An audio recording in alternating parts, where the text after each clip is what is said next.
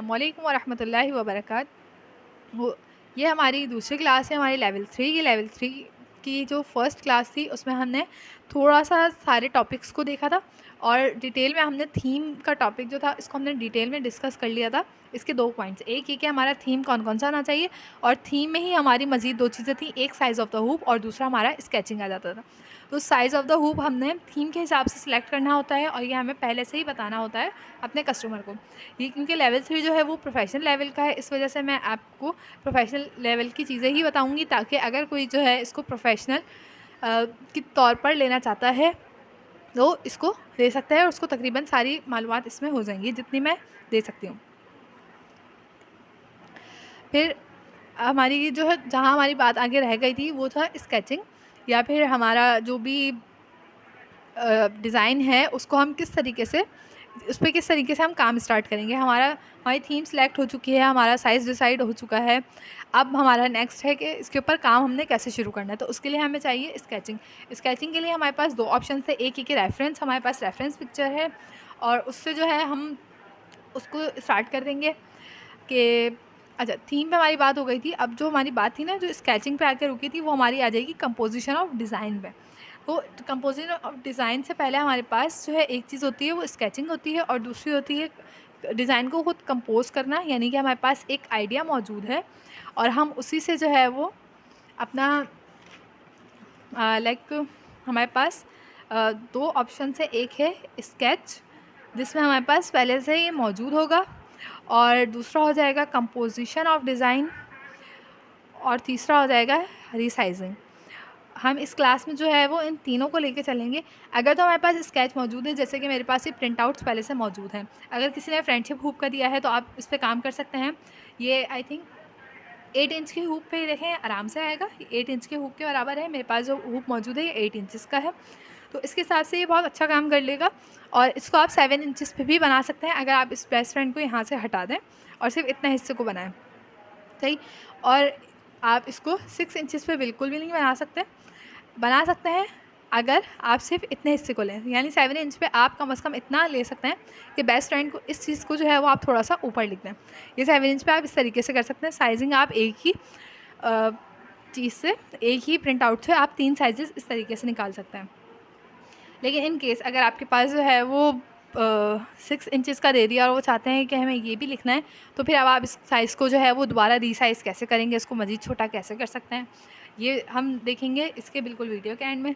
और देखें स्केच एक है, ये सबसे बेहतरीन स्केच है और सबसे ज़्यादा काम का स्केच है क्योंकि इसमें देखें ना ऊपर यहाँ पर कुछ लिखा हुआ है ना साइड में कुछ लिखा हुआ है, यानी कि इसको हम किसी भी थीम पे यूज़ कर सकते हैं और इसके अंदर जो है वो हमारा वेडिंग थीम पे यूज़ कर सकते हैं। अब वेडिंग थीम में हमारे पास काफ़ी सारे ऑप्शंस थे, तो उसमें से हम किसी भी थीम पे यूज़ कर सकते हैं, यानी हम इसको एनिवर्सरी के लिए यूज़ कर सकते हैं, निकाह के लिए यूज़ कर सकते हैं और बारात उसके लिए यूज़ कर सकते हैं। तो इसको हम 3-4 पर्पज़ के लिए यूज़ किया जा सकता है और इसके अंदर जो है वो ग्रूम और ब्राइड दोनों बने हुए हैं।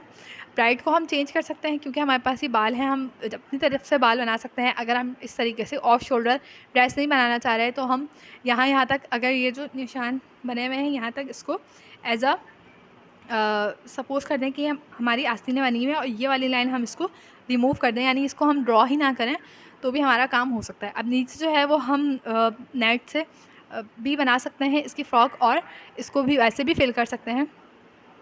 तो ये हमारे पास सबसे बेहतरीन ऑप्शन है। फिर एक हमारे पास और है, ये हमारा खालिस वेडिंग का है।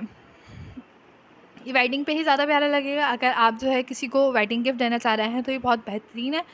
इसमें जो है क्योंकि आपका पूरा कैलेंडर भी बनेगा, कैलेंडर आपको खुद से डिज़ाइन करना पड़ेगा क्योंकि 23 का है, आप 25 में कर रहे हैं, आगे जाके 26 में भी आप काम कर सकते हैं। तो मंथ जो है वो मंथ के हिसाब से, वैसे भी आपकी डेट्स जो हैं वो आगे पीछे होती रहती हैं, फिर आपको मंथ और ईयर के हिसाब से इसको चेंज करना पड़ेगा। तो ये थोड़ी सी मुश्किलें होती हैं और इसके ऊपर थोड़ा सा आपको काम करना पड़ता है। नाम यहाँ पर नहीं दिए गए, आप इसको नहीं करेंगे, कॉपी नहीं करेंगे, बल्कि इसकी जगह आप जो भी नाम आपको दिए जाएंगे आप उसको ड्रॉ करेंगे। इसके बारे में भी हम अलग से क्लास रखेंगे कि किस तरीके से लेटर्स को हम खुद से ड्रॉ करते हैं और फिर उसके अंदर एम्ब्रॉयडरी कैसे करते हैं, दोनों चीज़ें देखेंगे।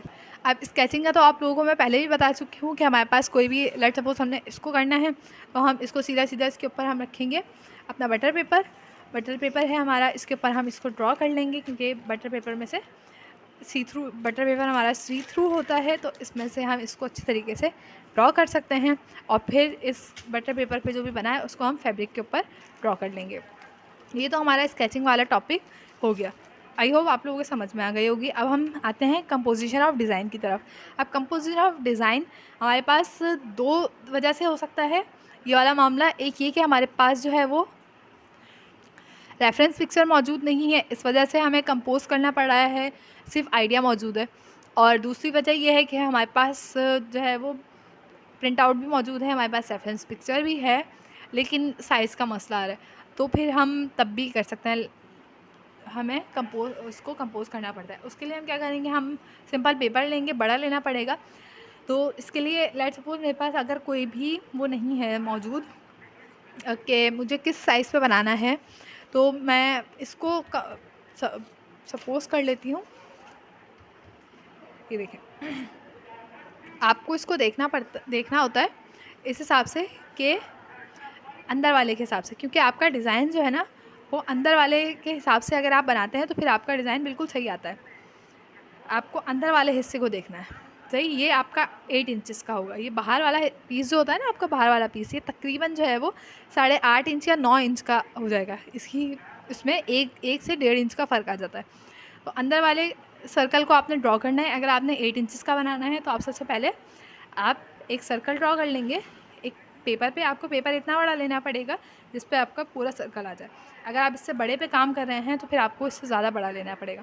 उसके बाद आपको इस सर्कल को कट करना पड़ेगा, क्योंकि ये पेपर है और पेपर तो इक्वल नहीं होता, और सर्कल जो है उसकी सारी जगह से ही बिल्कुल इक्वल होता है।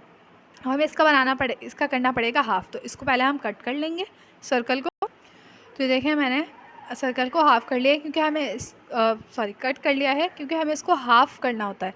हाफ़ करने की वजह ये होती है कि हमें सिमेट्री मिल जाती है कि हमें किस तरीके से काम करना है, बिल्कुल सेंटर हमारा निकल के आ जाता है। एक वजह ये होती है। दूसरी वजह ये होती है कि हम सिर्फ डिज़ाइनिंग हाफ़ जगह पे करते हैं, हाफ़ पीस पे करते हैं, बाकी पे हमने कॉपी करना होता है। उसका तरीका ये क्या है, पहले मैं आपको पीछे की साइड पे बता देती हूँ कि हमें किसी भी डिज़ाइन को कंपोज़ करने के लिए किन किन चीज़ों की ज़रूरत होती है। अगर आप देखें बाकी सारे उसमें ये देखें, इसमें देखें सर्कल्स और साइड में जो है वो लीव्स बने हुए हैं।